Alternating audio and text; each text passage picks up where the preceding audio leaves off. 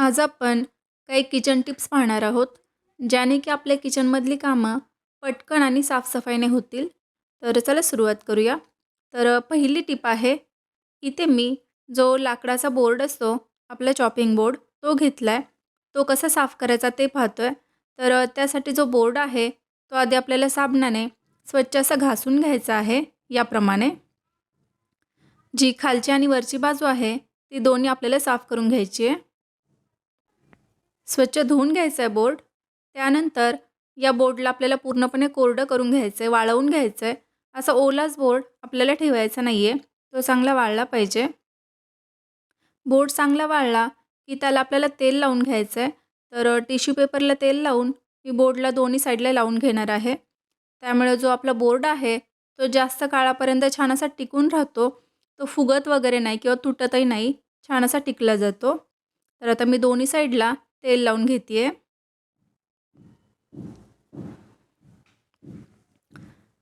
तर असं आठवड्यातून 2-3 वेळा तरी आपल्याला करून घ्यायचं आहे, म्हणजे आपला जो बोर्ड आहे तो छान टिकतो. आता दुसरी टिप, किचनमध्ये काम करत असताना पाणी, तेल किंवा दूध पण सांडलं जातं. ते पुसण्यासाठी याप्रमाणे जे जुने टी शर्टचे कापडं किंवा कुठलेही जुने कापडं असतील, ते मी कट करून घेतलेत आणि एका बॉक्समध्ये ठेवलेले आहेत. त्याने तुम्ही साफ करून घेऊ शकता. इथे गॅसवरती दूध सांडलेलं आहे. या कापडाने मी पुसून हे कापड फेकून देणार आहे. कारण इतर जर कापड आपण वापरलं तर त्याला दुधाचा वास येत राहतो. त्यामुळे असं कापड वापरलं आणि फेकून दिलं की आपला जो गॅस आहे तो साफ करायला आपल्याला सोपं जातं आणि कामही पटकन होईल. त्यानंतर आपली पुढची टीप आहे, ती म्हणजे याप्रमाणे जे छोटे छोटे पॅकेट उरलेले असतात ते कसे ठेवायचे. या प्रकारे या क्लिप मिळतात बाजारामध्ये, यांचा वापर करायचा आपल्याला. छोट्या मोठ्या मीडियम साईजच्या अशा वेगवेगळ्या क्लिप असतात. याप्रमाणे हे पॅकेट आपल्याला पॅक करून ठेवायचे आहेत, म्हणजे छान असे टिकले जातात. असं पॅक करून ठेवल्यामुळे आपलं जे सामान आहे ते खराब होत नाही, छान असं टिकलं जातं. तुम्ही बघू शकता याचप्रमाणे मी सगळे पॅकेट पॅक करते. इथे मोठ्या साईजचा चिमटा पण आहे, तो आपल्याला मोठ्या पॅकेटला पॅक करण्यासाठी कामाला येतो. आता पुढची टिप आहे, स्टीलची बॉटल साफ कशी करायची. कारण स्टीलच्या बॉटलचा जर जास्त दिवस वापरला नाही तर खराब वास यायला लागतो. इथे मी अर्धा चमचा बेकिंग सोडा, म्हणजेच आपला खायचा सोडा घातला आहे आणि थोडंसं विनेगर घालायचं आहे. आता हे व्यवस्थित असं हलवून घ्यायचं याप्रमाणे. त्यानंतर आता बॉटल आपल्याला घासून घ्यायची आहे. याप्रमाणे बॉटल घासण्यासाठी ब्रश मिळतो बाजारामध्ये. एकदम छान असं याने घासले जाते बॉटल.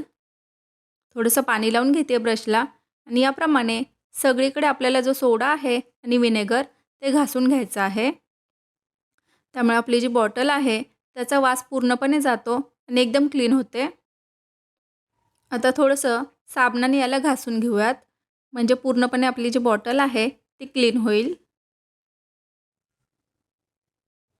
आतल्या बाजूने पण याला थोडंसं साबण लावायचं आहे आणि या ब्रशनेच आपल्याला ही बॉटल घासून घ्यायची आहे. बघू शकता एकदम छान अशी आपली जी बॉटल आहे ती क्लीन झाली आतून आणि बाहेरून पण, आणि याचा जो वास आहे तो बिलकुल पण आता येणार नाही खराब. आता आपली पुढची टीप आहे, जे आपलं किचनचं सिंक असतं ते स्वच्छ कसं ठेवायचं. इथे जी जाळी असते त्याच्यावरती एक छोटी जाळी असते, ती नेहमी ठेवायची.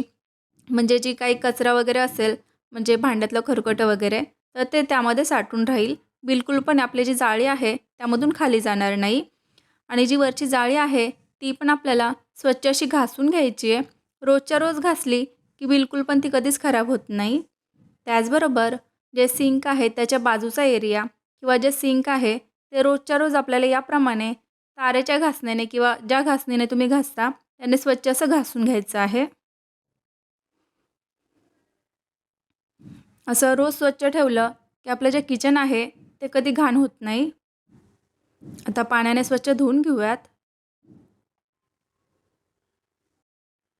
हे भांडं घासून झालं की आपले जे नळ असतात ते पण आपल्याला रोजच्या रोज थोडेसे घासून स्वच्छ असे धुवून घ्यायचे आहेत, म्हणजे ते नेहमी चमकत राहतात. त्यावरती जे हार्ड वॉटरचे डाग असतात ते पण पडत नाहीत. याप्रमाणे रोजच्या रोज घासून त्याला धुवून घ्यायचं आहे. त्याचबरोबर कडेची जी स्टाईल असते ती पण आपल्याला स्वच्छ अशी घासून धुवून घ्यायची आहे. त्यामुळे आपले जे किचन आहे ते नेहमी स्वच्छ असं राहतं.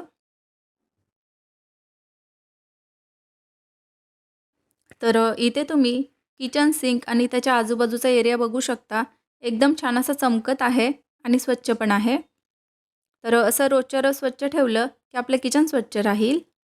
आता पुढची टिप म्हणजे जो कास्ट आयरनचा तवा असतो किंवा कढई साफ कसं करायचं, तर तवा आपल्याला पूर्णपणे थंड करून घ्यायचा आहे.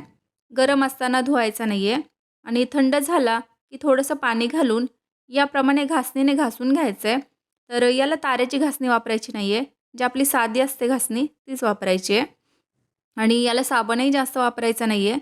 नाहीतर याचं जे नॉनस्टिकचं कोटिंग तयार होतं म्हणजे तेल टाकून टाकून ते कमी होईल. तर स्वच्छ असं धुवून घ्यायचं आहे फक्त याला याप्रमाणे दोन्ही साईडने पण. आता धुवून झालं की याला असंच ठेवायचं नाही आहे. लगेचच एका कापडाने मागून आणि पुढून पुसून घ्यायचं एकदम कोरडं असं करून घ्यायचं याला. तुम्ही जर तसंच ठेवलं तर त्याला गंज चढू शकतो. आता त्याचबरोबर याला आपल्याला थोडंसं तेल लावून घ्यायचं आहे. तर टिश्यू पेपरला थोडंसं तेल लावून याला सगळ्या बाजूने आपल्याला तेल लावायचं आहे आणि मगच हा तवा आपल्याला ठेवायचा आहे. असाच जर तवा ठेवला तर त्याला गंज लागू शकतो आणि मग पुढच्या वेळी वापरताना आपल्याला अडचण येऊ शकते. तव्याचं हँडल त्याचबरोबर मागची बाजू त्यालाही आपल्याला तेल लावून घ्यायचं आहे. एकदम थोडंसं याला कोटिंग करून घ्यायचं आहे आणि नंतर हा तवा किंवा कढई कोणतेही कास्ट आयरनचे भांडे आपल्याला एखाद्या पिशवीमध्ये वगैरे बांधून ठेवायचे. त्याला जास्त हवा नाही लागू द्यायची. म्हणजे आपले जे भांडे आहेत ते छान असे टिकतात, ते गंजत नाहीत. तर आपला तवा तयार आहे. तर आजच्या किचन टिप्स तुम्हाला कशा वाटल्या तर नक्की सांगा. परत भेटूया अशाच छानशा व्हिडिओसोबत. थँक्यू.